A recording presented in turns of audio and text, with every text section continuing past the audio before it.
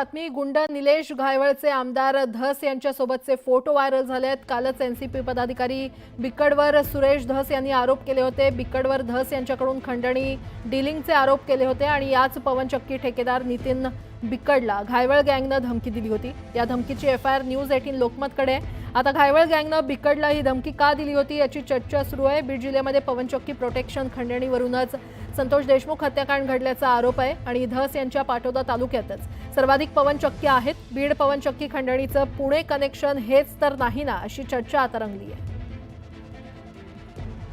आणि या संदर्भात अधिक माहिती देत आहेत आमचे प्रतिनिधी चंद्रकांत फुंदे आपल्यासोबत जोडले गेलेले आहेत. चंद्रकांत, काय अपडेट?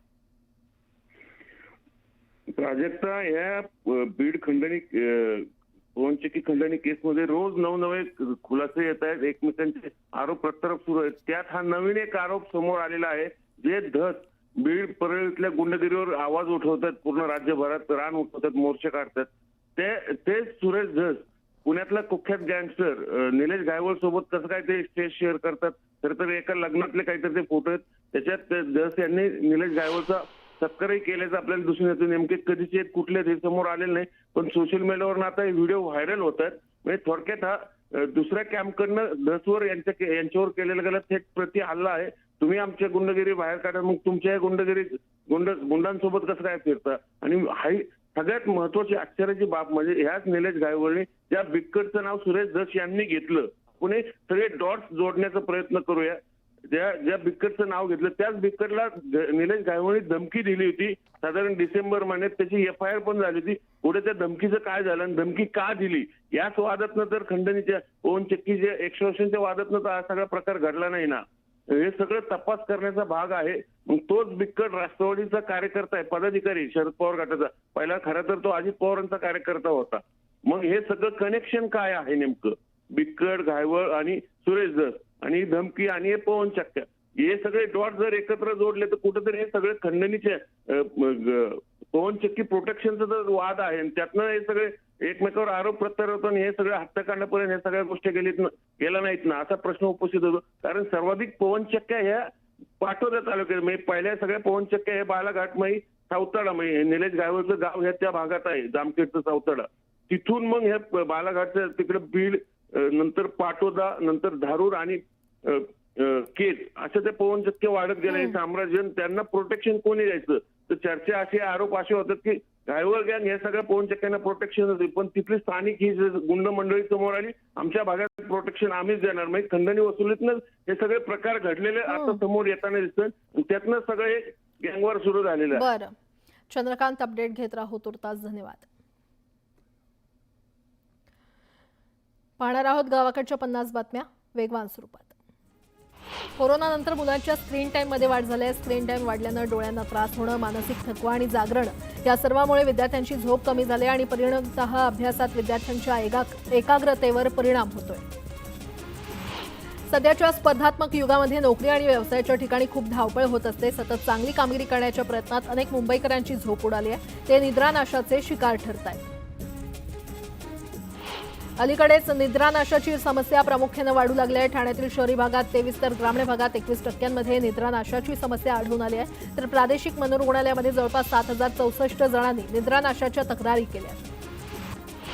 केंद्र सरकारनं देशांतर्गत स्मार्टफोन निर्मितीला चालना दिल्यानं हा उद्योग वेगानं विस्तारतोय. उत्पादन वाढल्यानं भारताचा स्मार्टफोन बाजार 2025 पर्यंत $50,000 म्हणजेच 4.29 लाख कोटी रुपयांपर्यंत विस्तारेल असा अंदाज व्यक्त करण्यात आलाय. मुंबई पालिकेच्या 2025-26च्या अर्थसंकल्पात जनतेचा वाढता सहभाग असावा यासाठी नागरिकांकडून सूचना मागवण्यात आलेल्या आहेत. यात प्रदूषणमुक्त मुंबईसाठी बजेटमध्ये ठोस तरतूद करण्यात यावी, त्यासह खड्डेमुक्त रस्त्यांचाही प्रशासनाकडे आग्रह करण्यात आलाय. टीएमटीच्या कंत्राटी कर्मचाऱ्यांनी पुकारलेल्या संपामुळे परिवहनाच्या उत्पन्नाला फटका बसलाय. त्यानंतर आलेल्या सलग सुट्ट्यांमुळे परिवहनाचं उत्पन्न घटलंय. दररोज 3 ते 4 लाखांचा फटका बसलाय. मुंबईच्या मलजल वाहिन्यातील सांडपाणी समुद्रात जाऊ नये यासाठी पालिकेनं 7 एसटीपी प्लांट टप्प्याटप्प्यानं 2026 ते 2028 दरम्यान कार्यान्वित होतील अशी माहिती पालिकेनं दिली आहे. वाहतूक नियमांचं उल्लंघन आणि मनमानीच्या वाढत्या तक्रारींच्या पार्श्वभूमीवर वडाळा आरटीओनं 5425 रिक्षांची तपासणी केली आहे. त्यापैकी जवळपास 40% म्हणजेच 2130 रिक्षांवर कारवाई केली आहे. पिंपरी चिंचवड शहरातील कचरा कुंड्या हटवल्यानंतर नागरिक मोकळ्या जागेवर कचरा टाकत असल्याचं निदर्शनास आलंय। त्यामुळे आरोग्य विभागानं 8 क्षेत्रीय कार्यालयातील 80 ठिकाणांची पाहणी करून तिथे लक्ष केंद्रित करण्याचा निर्णय घेतलाय। लाचलुचपत प्रतिबंधक विभागात दाखल होणाऱ्या गुन्ह्यांच्या संख्येमध्ये कमालीची घट झाल्याचं आकडेवारीवरून दिसून येतंय। यंदा राज्यात लाचलुचपत प्रतिबंधक विभागानं भ्रष्टाचार प्रकरणी 713 गुन्हे नोंदवले आहेत। नाशिकमध्ये सर्वाधिक तर मुंबईमध्ये आश्चर्यकारकरित्या कमी गुन्हे नोंदवले गेलेत। राजकीय पक्ष आणि कामगार संघटनांची स्मार्ट प्रीपेड वीज मीटर विरोधी ठाणे जिल्हा समिती आज अधीक्षक अभियंता महावितरण कंपनी कार्यालयावर मोर्चा काढणार आहे। राज्यातील वीज ग्राहकांना स्मार्ट प्रीपेड मीटर लावण्यात येणार नाही अशी घोषणा देवेंद्र फडणवीसांनी पावसाळी अधिवेशनात केली होती, पण दिलेल्या आश्वासनाचं उल्लंघन करत ठाणे जिल्ह्यासह राज्यात स्मार्ट प्रीपेड मीटर लावण्याची कारवाई सुरू झाली आहे। त्यामुळे स्मार्ट प्रीपेड वीज मीटर विरोधी समिती आक्रमक झाली आहे। विकासक बांधकाम व्यावसायिकांवर काहीशी जरब बसवणाऱ्या महारेराच्या स्वायत्तेलाच आता धक्का लागण्याची शक्यता आहे। महारेराकडे नोंदणी आणि इतर बाबींपोटी जमा होणारं शुल्क राज्य सरकारकडे जमा करण्याची तरतूद नवीन गृहनिर्माण धोरणाच्या मसुद्यात करण्यात आलेली आहे आणि त्यामुळे महारेराचं शासनावरील आर्थिक अवलंबित्व वाढणार आहे। गेल्या 2 महिन्यांपासून भारतीय शेअर बाजारात प्रचंड अस्थिरता आहे। नवीन वर्षात सुरुवात तर दमदार झाली होती, पण सप्ताह समितीच्या दिवशी सेन्सेक्स पुन्हा आपटला। परकीय गुंतवणूकदारांनी भारतीय शेअर बाजारातून केवळ 3 ट्रेडिंग सत्रांमध्ये 4.285 कोटी रुपये काढलेले आहेत। सावित्रीबाई फुले पुणे विद्यापीठानं आंदोलन, सभा आणि निदर्शनं आयोजित करण्यासाठी 8 दिवस आधी परवानगी घेण्याबाबत लागू केलेल्या नव्या नियमाला युवक काँग्रेसकडून मुंबई उच्च न्यायालयामध्ये आव्हान देण्यात आलंय। पूर्व परवानगी न घेता सभा, बैठका, कार्यक्रम घेतल्यास योग्य ती कायदेशीर कारवाई करण्यात येईल असं परिपत्रक नुकतंच प्रसिद्ध केलंय। पुण्यातील श्री छत्रपती शिवाजी मार्केट यार्डातील घाऊक बाजारात 90 ते 100 ट्रक फळभाज्यांची आवक झाली। मार्केट यार्डातील घाऊक बाजारात आवक वाढल्यानं मटार, टोमॅटो, फ्लावर आणि कोबी तसंच आलं या फळभाज्यांच्या दरात घट झाली आहे। अन्य फळभाज्यांचे दर मात्र स्थिर आहेत। पिकांवर वेळेवर फवारणी करणं गरजेचं आहे, मात्र मजुरांची उपलब्धता होत नसल्यानं आता थेट ड्रोनच्या वापरानं शेतकरी फवारणी करतायत। शेतकरी उत्पादक कंपनी आणि सहकारी संस्थांकडून फवारणीच्या ड्रोनसाठी 4 लाखांचं अनुदान मिळणार आहे। तेलबियांचं उत्पादन वाढवण्यासाठी केंद्र सरकार प्रयत्नशील असून पुढील वर्षापासून प्रतिवर्षी 10 लाख हेक्टरवरील तेलबिया लागवडीसाठी मोफत बियाणे देण्याचा निर्णय केंद्र सरकारनं घेतला आहे, अशी माहिती केंद्रीय कृषी मंत्री शिवराज सिंह चौहान यांनी दिली आहे।